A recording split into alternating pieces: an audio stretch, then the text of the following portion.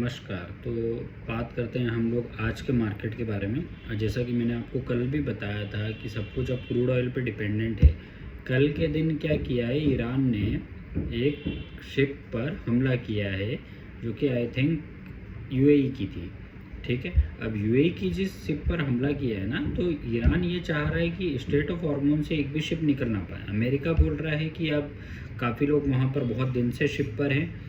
ठीक है, अब वहाँ पर 70 to 80,000 मतलब अप्रॉक्सीमेट बोला जा रहा है कि इतने एम्प्लॉयज़ वहाँ पर हैं जो वहाँ पर अटके में, जो वहाँ पर शिप पर हैं, जो काम कर रहे हैं वहाँ पर शिप पर। तो उनके लिए खाना पानी राशन अब बचा नहीं है। तो ट्रंप का ये कहना है कि ह्यूमैनिटी के नाते उन शिप्स को अब आगे जाने दिया जाए, लेकिन ईरान चाह रहा है कि सारा कंट्रोल स्टेट ऑफ हॉर्मोन्स पर ईरान का बना रहे। तो इसलिए ईरान एक भी शिप को आगे जाने नहीं दे रहा है। तो इस वजह से वहाँ पर प्रॉब्लम हो रही है।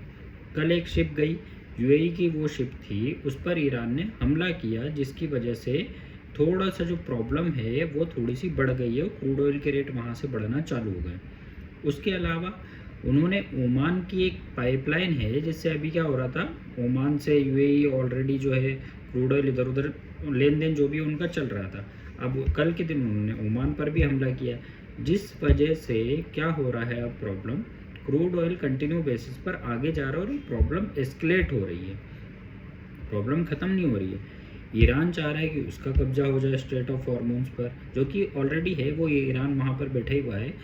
उसके अलावा यूएस चाह रहा है कि वहाँ पर यूएस का कब्जा हो जाए स्ट्रेट ऑफ हॉर्मोन्स पर। ठीक है, अब इनके सबके बीच में पिस कौन रहा है? यूएई। नुकसान किसका हो रहा है? यूएई का। ठीक है, इस वजह से यूएई को बहुत ज़्यादा प्रॉब्लम हो रही है और यूएई चाह रहा है, यूएई बोल रहा है कि हम इसका बदला लेंगे। जो वो आगे देखते हैं वो उसमें भी उनको सपोर्ट चाहिए रहेगा यूएसए का। ठीक है, एक बात ये होगी। दूसरी बात हो गई हमारे इंडियन मार्केट की। आज के दिन मार्केट जो खुला था काफ़ी ज़्यादा गैप डाउन खुला था।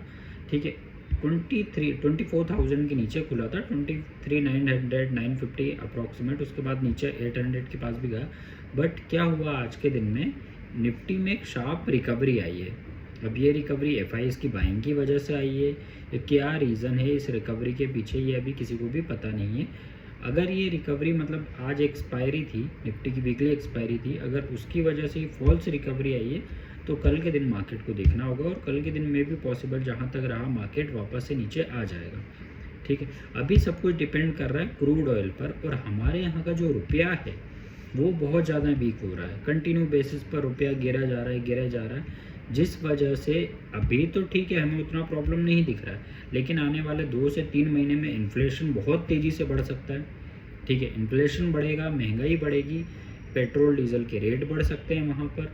और उसी के साथ साथ फिर क्या कॉन्फ्लिक्ट होगा हमारे यहाँ पर कि जैसे जैसे इन्फ्लेशन और महंगाई बढ़ेगा ना, इंडिया की जीडीपी जो है, जो हम जीडीपी चाह रहे थे $4 ट्रिलियन आ जाए, जो कि अभी हम आ भी गए थे, फिर वापस से नीचे आ गए हैं, तो वो धीरे धीरे गिरना चालू हो जाएगी। ठीक है, हमारा जो इंडस्ट्रियल प्रोडक्शन है वो गिरना चालू हो जाएगा, कंपनीज़ के क्वार्टर के रिजल्ट ख़राब आना चालू हो जाएंगे। तो जो हमारा ओवरऑल देखा जाए ना, तो हमारा बहुत ज़्यादा नुकसान हो सकता है 3 से 6 महीने के अंदर अंदर। अगर डॉलर इतना बना रहा हो, क्रूड ऑयल अगर $120-125 के ऊपर बना रहा, तो हमें बहुत ज़्यादा प्रॉब्लम होने वाली है। अब गवर्नमेंट उसका सोल्यूशन निकाल रही है, एथेनॉल ब्लेंडिंग से या बहुत सारी चीज़ें कर रही है, लेकिन अभी तुरंत तो सोल्यूशन निकलेगा नहीं। सोल्यूशन आने में काफ़ी ज़्यादा टाइम लगता है, 2 से 5 साल लग जाएंगे ये सोल्यूशन आने में। ठीक है, तब तक अगर क्रूड ऑयल यहाँ पर रुका रहता है, देखिए इसमें 2 पॉसिबिलिटी है। एक पॉसिबिलिटी ये दिख रही है कि ये सब कुछ ख़त्म होने वाला है, वो बोलते हैं ना, दिया बुझने के पहले फड़फड़ाता बहुत है, या तो वो हो रहा है कि ये सब कुछ वॉर क्लोज होने वाली, क्लोज होने के पहले या आखिरी में जो भी प्रॉब्लम है थोड़ा सा ज़्यादा एस्केलेट हो रही है, या दूसरा यहाँ से एक नई वॉर चालू हो रही है, इकोनॉमिक वॉर चालू हो रही है। ठीक है, ईरान ऑलरेडी फंसा हुआ है। अमेरिका मतलब ट्रम्प तो कुछ भी ट्वीट करते रहते हैं, उन्होंने ट्वीट करके कहा कि मैं ईरान को नक्शे से ही मिटा दूंगा। अब वो तो कुछ भी बोलते रहते हैं। देखिए ऐसा है कि ट्रम्प एक दिन ट्वीट करते हैं, अगले दिन उसका अपोजिट ट्वीट कर देते हैं, जिस वजह से हम उनके ट्वीट्स पर भरोसा कर नहीं सकते। इजराइल पीछे हटने का नाम नहीं ले रहा है। अभी इंडियन मार्केट में या वर्ल्ड के जितने भी मार्केट हैं वो सब सिर्फ इसी सिचुएशन को देख रहे हैं। अगर ये सिचुएशन जैसे ही सॉल्व होती है, सब कुछ ठीक होता है ना, वहाँ से मार्केट के लिए एक नई विंडो खुल जाएगी 26,000 की तरफ जाने के लिए, जो कि हम यही चाह रहे हैं कि मार्केट जो भी अब बहुत टाइम से काफ़ी अंडर परफॉर्म कर रहा है, 1.5-2 साल हो गए, काफ़ी रिटर्न ही नहीं दिया जब से रशिया यूक्रेन की वॉर चालू हुई है। तब से मार्केट ने उतना अच्छा रिटर्न नहीं दिया, काफ़ी सारे इन्वेस्टर फंसे हुए हैं। तो जैसे ही ये प्रॉब्लम सॉल्व होगी, निफ्टी वापस से 26,000 26,500 के आसपास जाएगी। वहाँ पर जो पुराने फंसे हुए इन्वेस्टर हैं वो अपनी पोजीशन को एक बार एग्जिट कर सकते हैं, उसके बाद मार्केट को एनालिसिस कर सकते हैं उस हिसाब से, ठीक है। इसके अलावा आप मेरे चैनल को लाइक, फॉलो, सब्सक्राइब करें, प्लीज़ मुझे सपोर्ट करें।